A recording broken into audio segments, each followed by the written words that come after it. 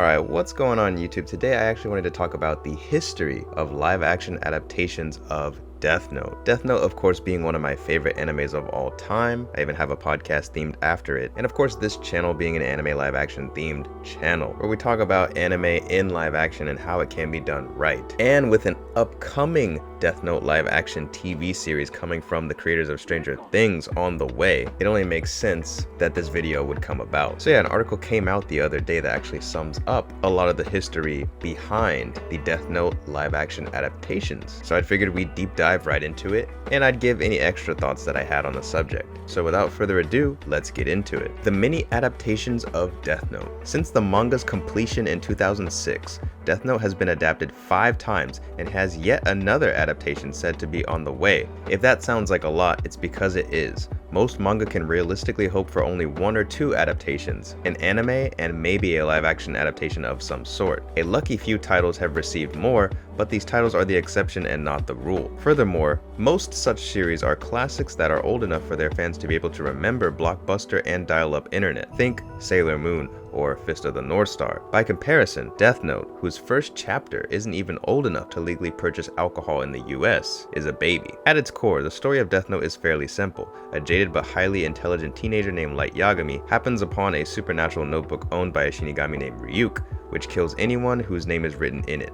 At Death Note, Light quickly decides to use the notebook to kill criminals en masse, with his ultimate goal being to shift society to strictly adhere to his moral standard, and to rule over this new world as an absolute judge, jury, and executioner, as a god. A reclusive detective named L takes on the case and quickly becomes suspicious of Light, thus landing a high-stakes game of cat and mouse between the two. Where Death Note becomes more complex, however, is how this game is played, and the ways in which other people/players get involved. These obstacles easily let Death Note span the course of 108 chapters. The first adaptation of Death Note is also its sole non-live action adaptation, the 2006-07 anime by Madhouse, widely considered to be the gold standard for Death Note adaptations. This is also by far the most manga faithful and successful one. Is Death Note the best new anime series to be released in America during 2007? That may be debatable, but its status amongst the year's elite titles is not, wrote Theron Martin in his review of the first volume of Death Note's US DVD release for A&N. The rare blend of originality, intelligence, and quality visuals it exhibits allows it to take an interesting horror story concept, bend it over backwards, and turn it into a good-looking thriller whose intensity matches that of any dedicated action series despite its total lack of true action scenes. But although this adaptation was Death Note's first, it was hardly the last. The first live-action adaptation of Death Note was a trilogy of Japanese films released between 2006 and 2008. While the first film serves as a condensed summary of the first few chapters of Death Note manga, the second one, which like the first was directed by Shusuke Kaneko, diverges from it by way of creating a new outcome between L and Light's psychological chess match, or would it be tennis, against each other, paving the way for a totally original story and by extension ending. In the third movie, L Changed the World, directed by Hideo Nakata. Reception to these films tends to range from decent to good. They've certainly seen financial success. L Changed the World in particular did very well in the Japanese box office, though it's hard to deny that they stay pale in comparison to the manga and anime. Well, it's a pale imitation of both the manga and anime series, but I didn't have a bad time while watching it. It's a movie that someone who hasn't seen or read the series could enjoy, but the one who has would realize it's a letdown. Bamboo Dong would say about the first of these movies in a 2008 Shelf Life post. A lot of what makes Light such a complex character was lost through the remake, and considering that was one of the best things about the show, it's a bummer. But like I said, L is pretty awesome, so maybe that's reason enough to check it out. They also said, meanwhile, it's impossible to say precisely when or where it started, but early into the anime's release, English language Death Note fans would notice that Light, aka Kira, had a striking physical resemblance to American actor Zac Efron, who at the time was fresh off the heels of starring in Disney Channel's massively successful original movie, High School Musical. The stark contrast between the megalomaniacal Light and Disney-approved Efron was simply hilarious to Death Note fans. That Efron is either Light or should play Light in an American-made live-action version of Death Note quickly became a bit of a meme, spawning several dozens of side-by-side comparisons of 2 photoshopped images of Efron holding a Death Note and even a website, ZacEfronIsKira.com. but this funny observation started feeling less like a joke and more like an impending reality when in 2008, word got out that Vlas and Charlie Parlapanidas were working on a screenplay for an American remake of Death Note for Vertigo Entertainment, a production company which specialized in Americanizations of Japanese horror movies like Ring, aka Ringu, The Ring, which came out in 2002, Ju-on, which is The Grudge, which came out in 2004, and Dark Water, which came out in 2005. For the most part, or with some exceptions for certain aspects of The Ring, Vertigo's movies generally weren't as popular among fans of the Japanese originals. This was more than enough precedent to dishearten several Death Note fans who dreaded thinking about just how un-Death Note-like this screenplay and the movie it could ultimately become could get away with being. Yet despite that, this project still generated a decent amount of buzz among these fans, who regardless of their preemptive opinions on the screenplay/movie itself, were also morbidly curious about whether or not Vertigo would fulfill the prophecy by casting Efron as Light. Conversations about this project flared up again in May 2009 when it was announced that Warner Brothers acquired the rights to adapt Death Note, and that the Parlapanidas brothers were still the screenwriters. Between that and Efron saying that he liked Death Note later that same month in an interview with Ellie Girl, whilst prompting 17 again in Japan, more than ever the idea that Efron could and would play Light on the big screen seemed imminent. And then in October, a document that was alleged to be the Parlapanidas' Death Note screenplay was leaked online. The leaked Death Note screenplay was radically different from its source material in just about every way imaginable.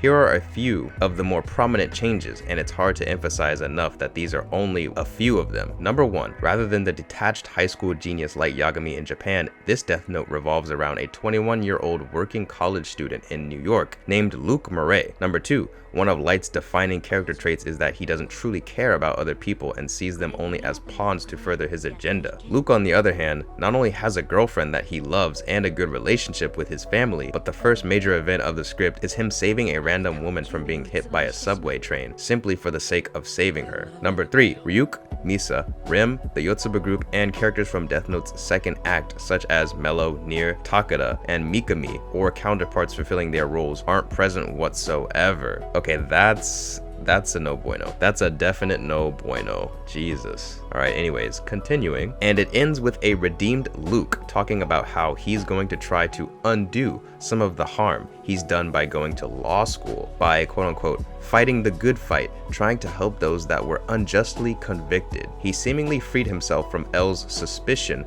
forfeited the Death Note indefinitely, and hid it away because nothing good can come from it. In its best moments, this script is a cheap imitation of a rich manga, but in its many worst moments, it's downright antithetical to the Death Note manga and its characters, but it's also nonetheless a cohesive document with the correct formatting for a screenplay. Whether or not this truly was the Parlapanidas brothers' screenplay has never officially been confirmed or denied, so it's hard to feel certain about its authenticity one way or the other. That the leaked screenplay was either an early outdated draft or simply not the real screenplay to begin with tended to be the most prominent theories. Despite hints made in November 2009 by Efron himself that at least some preliminary efforts toward casting him in a Death Note movie might have happened, over a year would pass before there were any significant and official status updates. These long-awaited updates, however, would be game-changing in January 2011. Warner Brothers hired Shane Black from Kiss Kiss Bang Bang and then later Iron Man 3 to direct their Death Note movie, and that Anthony Bagarazzi and Charles Mondry, wait, why his name spelled kind of like mine, what the heck, who were both working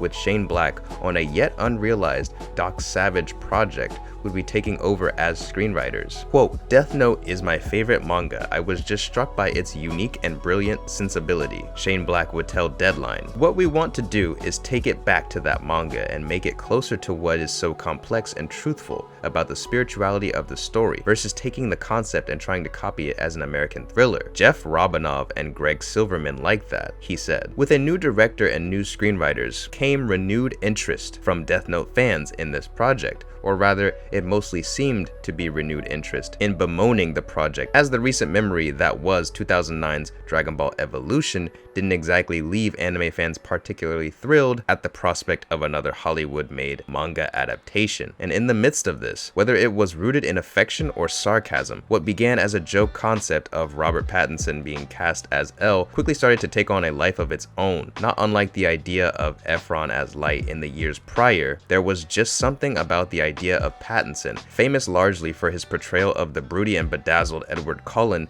as the eccentric and unkempt L that Death Note fans couldn't get enough of, and thus a new wave of memes and fake movie posters was ushered in. Little is known about Death Note under Black's direction, except that it seemed to be defined by a power struggle against Warner Brothers for creative control over the film. At Long Beach Comic-Con 2011, Black would discuss in a panel how Warner Brothers wanted the film to have more broad appeal. To achieve this, they didn't want Ryuk or any of the other Shinigami characters there at all, and they wanted to make Light more sympathetic by giving him a tragic backstory involving a friend being murdered. Black, however, adamantly opposed these changes and expressed that he had no intention for his Death Note to include them. Despite all the effort made in keeping this project alive, updates would become increasingly sparse in the years to follow. So sparse, in fact, that in 2013, Black had to clarify in an interview that it was still happening at all, though he wouldn't elaborate on this with any specific details / updates. But then, puzzlingly, it was reported in July 2014 that Gus Van Sant from Good Will Hunting and Milk would be directing Death Note. This was quite the plot twist to proverbially leave at everyone's doorstep without an explanation, especially in the absence of any statements from Warner Brothers, Black, Van Sant, or any of the studios said to be involved: Vertigo Entertainment, Witten Pictures, and Len Pictures. This news was about as sudden and confusing as one could possibly imagine. In particular, the decision to involve Van Sant, while not necessarily bad, felt questionable to those keeping tabs on the project. After all, at a glance, Death Note just doesn't fit the vibe of Van Sant's most known works. So why, many people wondered, was Van Sant, of all the possible directors, being tapped for this? But like many of the other questions raised by this news, there would never be an official answer. At some point between June 30th and August 6th, 2014, Death Note was quickly removed from Black's IMDb page. This seemed to be confirmation enough for those still trying to keep up. Black was out, and however mysteriously, Van Sant was in, but with no major updates under Van Sant until the 2015 announcement that Adam Wingard from The Guest and You're Next also directed VHS, and he did the Godzilla vs. Kong movie, but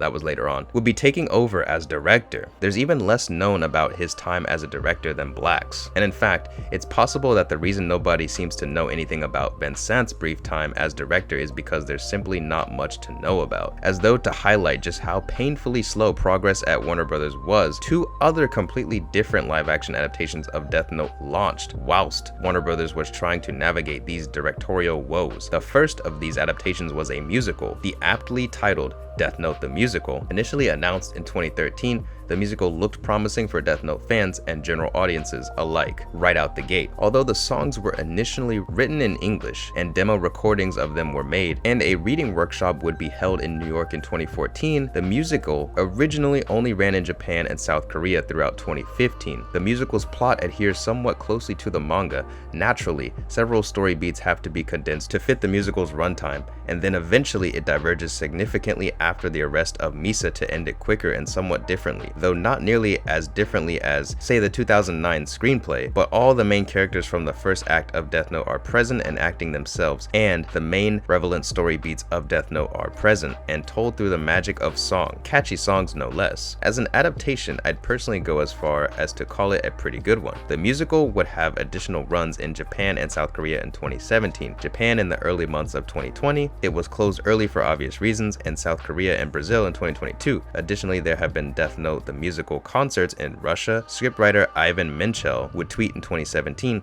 that an English version of Death Note the Musical is coming soon. Later that year, he would add that it's definitely planned for the future. Promise to keep you posted. Don't have any time frame yet, but it's coming. But as of the time of writing, there are no publicly known plans for a run of Death Note the Musical in English. During the same year of Death Note the Musical's debut, an 11-episode-long Death Note TV drama premiered in Japan. It streamed on Crunchyroll while it was airing, but is no longer there as of the time of writing. This drama still retains the core foundations of Death Note's original story, where it differs both from the source material and other adaptations, however, is in how it's the first of the live-action Death Note adaptations to incorporate elements from the second act of Death Note, for example, Nier, Mellow, Mikami, into its story, albeit in ways that differ heavily from the source material. This drama, like the musical, has become widely regarded among those who have watched it as flawed, but it's still one of the more enjoyable Death Note adaptations. This version of Death Note is a more than worthy addition to the franchise. It takes its own spin on the story that may be more thematically rewarding than the original without forgetting its roots. Wrote Rose Bridges for ANN. It's satisfying to both old fans of the anime and manga and people experiencing Death Note for the first time. It's what I like my adaptations to be, a mix of the old and the new, and it only got better as it neared its conclusion. The Death Note J-drama was everything I'd hoped for and a little more, she also said. Circling back to Warner Brothers' long-awaited but lowly anticipated Death Note movie, setting the tone as the first major announcement to happen under Wingard was the all-important decision of who would be in charge of the screenplay and who would be playing Light. More specifically, would Efron be playing Light? On one hand, Efron would soon be approaching 30 and no longer looked as Light-like as he had the decade prior, but on the other hand, this is Hollywood. While there were plenty of people guessing that Wingard wouldn't be casting Efron, the actor who did get the part wasn't exactly a predictable choice. It was Nat Wolff, as in Nat, yes, the one from Naked Brothers band. Though to his credit, even by the time his announcement happened, he'd been involved as an actor in plenty of other projects like Paper Towns, The Fault in Our Stars, and more. Shock, confusion, laughter, and just about every other type of loud reaction imaginable erupted across not just Death Note fan communities but also plenty of curious onlookers in the anime community. Vastly overshadowed by the news of Wolff's involvement was the news that Jeremy Slater from Fantastic Four would be the project's new screenwriter. In the advent of this announcement, Warner Brothers' Death Note now had a director, a star, and a screenwriter. While this still wasn't enough to get the project off the ground, it was still more than this project ever had yet. Albeit slowly, the gears were moving and tangible progress was actually being made. But alas, there was still one more curveball in store for this cursed project. Enter Netflix, who acquired the project including its director, star, etc. in 2016. Warner Brothers' Death Note was now going to be a Netflix original and will henceforth and be referred to as Netflix Note, and production was slated to begin in a few months. Cast announcements would soon start to trickle in, and less than a year later, in March 2017, a brief trailer and release date was posted, therefore affirming it.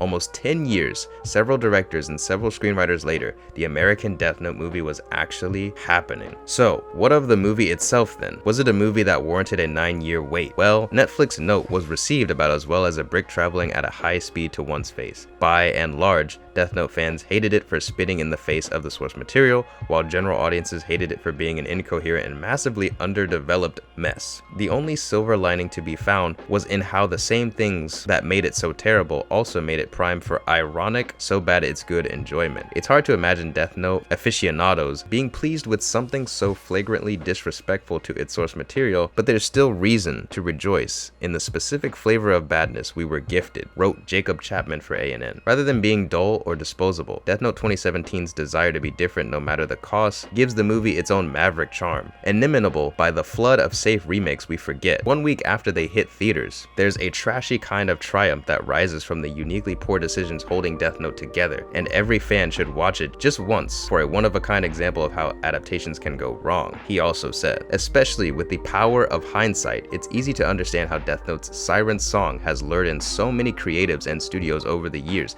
despite its relatively young age. It was extremely popular upon its release, it's still popular today, it isn't terribly long, and perhaps more importantly, it lends itself to a live-action format more readably than most, arguably any other anime of its popularity level. More specifically, even with the Shinigami characters present, Death Note is still way more grounded in reality than the fantastical or indeed a lot of expensive visual elements likes of say One Piece, Cowboy Bebop, or Ghost in the Shell. In short, when looking to adapt a manga/anime to live action, on paper Death Note just makes logical sense, which I definitely agree with. But that begs the question, is there even a need to bring manga/anime into the action format at all? And by the way, I'm talking in this guy's perspective, still not my own yet, but he says, although I'm preaching to the choir by writing this on the ANN, it's still worth saying plainly that despite Hollywood's stereotypes about animation, anime/manga isn't some lesser entertainment medium, and it doesn't inherently need to be brought into live action to be considered valid as a piece of art or entertainment. That being said, it's also worth reminding everyone that despite the stereotypes that all anime live action adaptations are bad, that's simply not the case. Several are quite serviceable, and some are even generally regarded, even among fans of the source material, as good. The issue at play here is that the bad ones tend to be really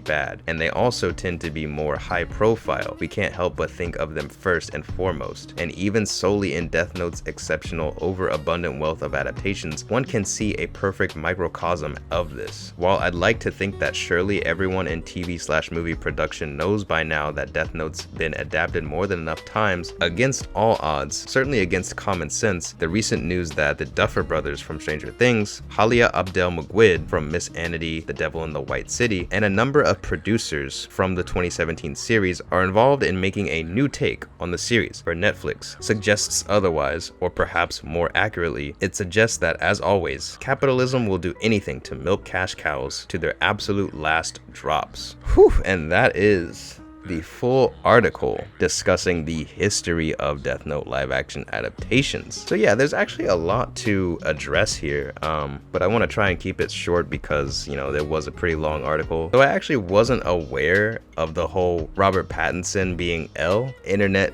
meme extravaganza that happened. I was definitely there for the Light and Zac Efron one, and I saw that a lot, but I never saw Robert Pattinson as L. Or maybe I did, but I just didn't see it as much, you know? But that's kind of funny. In the end, they ended up making L black, and I guess all I can say is that at least Light wasn't black, and it wasn't a white guy trying to chase him down.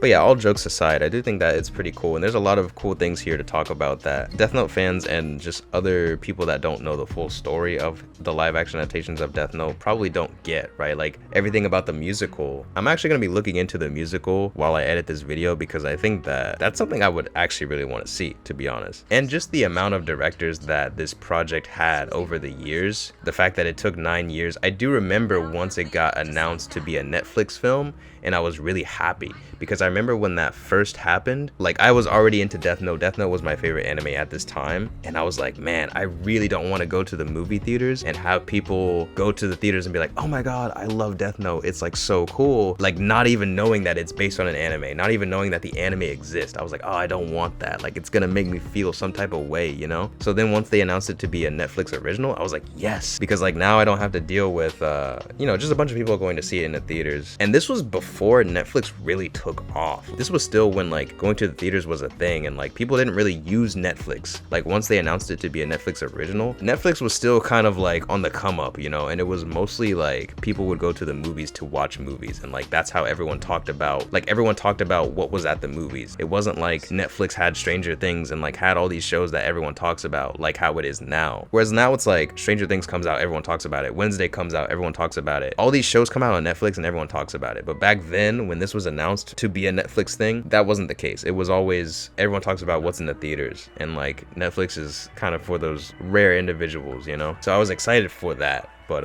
it ended up coming out so much later to the point where streaming became more popular to where I guess it didn't really even matter, you know? I like how the person that wrote the article did mention that not all anime live actions are bad, and that it's kind of just the more popular ones that end up being what people think of, which I do think is the case. Again, like I've spent my whole channel making videos talking about why anime live actions may or may not be as bad as you think, or trying to explain why they're maybe not as bad or worse than you think they are, because I feel like when people say anime live action is bad, they don't really have anything to say. They just say, oh, it's not the anime, and obviously that's the case, but like that doesn't make it bad, or that doesn't mean it's not good. You have to think about the fact that anime itself is an adaptation of manga, or video games can be adaptations of an anime or of a manga or of a different story, right? And sometimes they're not always the best, or they don't always turn out the best, but I feel like video games are a media that get a lot more leniency when it comes to their adaptations and stuff. You know, if you want to talk about anime games, I mean, those are also pretty garbage, right? Like a lot of them are, and I feel like, not to say that there aren't good ones, because there are a lot of good anime games, but there are a lot of bad ones too, right? And I feel like that's another issue that maybe needs focus just as much as the live action adaptations. But that's a different discussion for a different video. I just really wanted to talk about Death Note as a whole and its whole history of live action adaptations because I think it is really cool. Like I said before, Death Note is one of my favorite animes of all time. It's right up there with Code Geass for me.